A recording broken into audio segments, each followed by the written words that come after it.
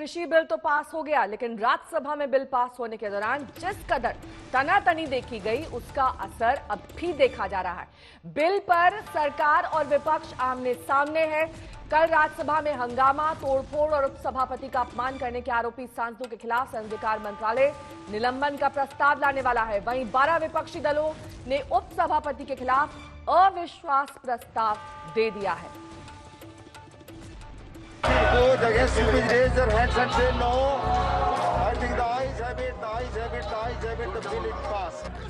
राज्यसभा में जोरदार हंगामे के बीच कृषि सुधार से जुड़े दोनों बिल पास हो गए। राज्यसभा में ध्वनि मत से विधेयकों को पारित करा लिया गया। विपक्षी पार्टियों ने सदन में जमकर हंगामा किया। सांसदों ने सरकार के खिलाफ नारेबाजी की। इस बीच टीएमसी सांसद डेरेक ओब्राय ने उपसभापति के आसन पर पहुंचकर रूल बुक को फाड़ दिया।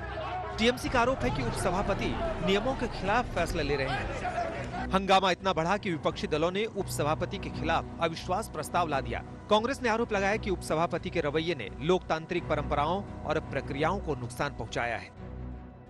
प्रधानमंत्री जी को तो पब्लिसिटी करने का, मार्केटिंग करने का, पैकेजिंग करने का शौक है, और ये जो कह रहे हैं कि ये आज का दिन याद रहेगा इतिहास में, मैं कहता हूं कि आज का दिन काली स्याही से लिखा जाएगा। बिना डिवीजन के सब चीज को दरकिनार करते हुए मैं समझता हूं कि ये आज हमारे इतिहास में वो जर्मनी की तरह नाइट ऑफ लॉन्ग नाइट्स है, ये डार्केस्ट क्षण है।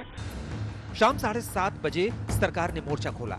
सरकार के 6 मंत्री सामने आए और एक ज्वाइंट प्रेस कॉन्फ्रेंस किया। इसमें गृह मंत्री राजनाथ सिंह, केंद्रीय अल्पसंख्यक कार्य मंत्री मुख्तार अब्बास नकवी, केंद्रीय कोयला मंत्री प्रहलाद जोशी, केंद्रीय सूचना और प्रसारण मंत्री प्रकाश जावड़ेकर, रेल और वाणिज्य उद्योग मंत्री पीयूष गोयल और केंद्रीय सामाजिक न्याय और अधिकारिता मंत्री थावर चंद गहलोत मौजूद थे। आसन पर तक चले जाना, और आसन तक जाना ही नहीं बल्कि आसन पर जाकर खड़े हो जाना, वहां पर जाकर रूल्स बुक को फाड़ डालना, वहां पर पहुंचकर रूल्स बुक को फाड़ना, और अन्य भी जो कागजात रखे हुए थे उसे भी फाड़ देना, और आसन के ऊपर चढ़ जाना। जहां तक मैं जानता हूं, मैं कह सकता हूं कि संसदीय इतिहास में कभी ऐसी घटना न तो लोकसभा में हुई है न राज्यसभा में हुई। मंत्रियों की प्रेस कॉन्फ्रेंस के तुरंत बाद कांग्रेस ने फिर मोर्चा खोला और सरकार पर आरोपों की झड़ी लगा दी। याद रहे, अंग्रेज भी देश कब्जाते हुए ये कह रहे थे कि हम तुमको मुगलों से मुक्ति दिलवा रहे हैं।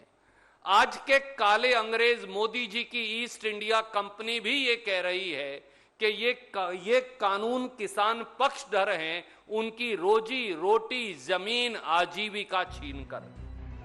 हालांकि सियासी उठापटक के बीच राज्यसभा से कृषक उपज व्यापार और वाणिज्य विधेयक 2020 और कृषक कीमत आश्वासन और कृषि सेवा पर करार विधेयक 2020 पारित कर दिए गए।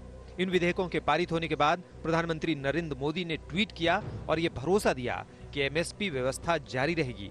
पीएम ने लिखा, मैं पहले भी कह चुका हूं, एक बार फिर कहता हूं, एमएसपी की व्यवस्था जारी रहेगी, सरकारी खरीद जारी रहेगी। हम यहाँ अपने किसानों की सेवा के लिए हैं। हम अन्नदाताओं की सहायता के लिए हर संभव प्रयास करेंगे और उनकी आने वाली पीढ़ियों के लिए बेहतर जीवन सुनिश्चित करेंगे। इस भरोसे के बावजूद देश के अन्नदाता किसान अपने गुस्से और शंकाओं के साथ सड़कों पर हैं। किसानों के मन में शंका है, उन्हें डर है कि नई व्यवस्था कहीं उन्हें बर्बाद न कर दे। किसानों का सबसे बड़ा डर न्यूनतम समर्थन मूल्य खत्म होने को लेकर है। हालांकि सरकार इस डर को गलत बता रही है। सरकार का कहना है कि नए बिल से बिचौलिए खत्म होंगे, पर किसानों को भरोसा नहीं, वो शंका कर रहे हैं। आज तक ब्यूरो। हमारे संवाददाता हिमांशु मिश्रा इस वक्त तमाम जानकारी के साथ हमारे साथ जुड़ गए हैं। हिमांशु, जिस तरह का हंगामा और जिस तरीके का बर्ताव राज्यसभा में देखा गया, उसे लेकर क्या डिसिप्लिनरी कार्रवाई की जा सकती है सांसदों के खिलाफ? पहला सवाल ये। दूसरा सवाल ये, जब बार बार प्रधानमंत्री कह रहे हैं कि न्यूनतम समर्थन मूल्य यानी कि एमएसपी जारी रहेगा, फिर इसको लेकर शंका क्यों है? क्या ये शंका नेताओं द्वारा पैदा की जा रही है? क्या वजह है?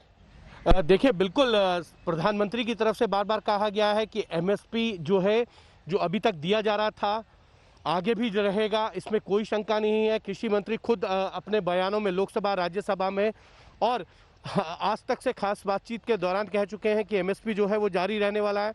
लेकिन बड़ी बात यह है नेहा कि क्या कल जिन सांसदों ने जो है रूल बुक को फाड़ा, जिन सांसदों ने जो है टेबल पर चढ़कर तालियां बजाई, और आसन तक पहुंच गए। क्या उनके खिलाफ अनुशासनात्मक कार्रवाई जो है वो की जाएगी या नहीं की जाएगी?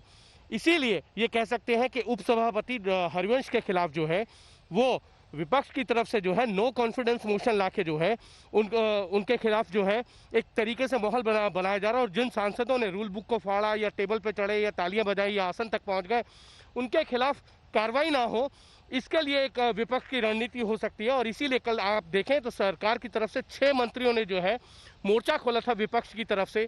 और ये बड़ी बात है कि 6 मंत्री एक साथ प्रेस कॉन्फ्रेंस करने आए हो और किसानों के मुद्दे पर इससे पहले इस तरीके की कोई बड़ी प्रेस कॉन्फ्रेंस जो है पिछले 1 साल में मोदी सरकार 2 के अंदर नहीं हुई है।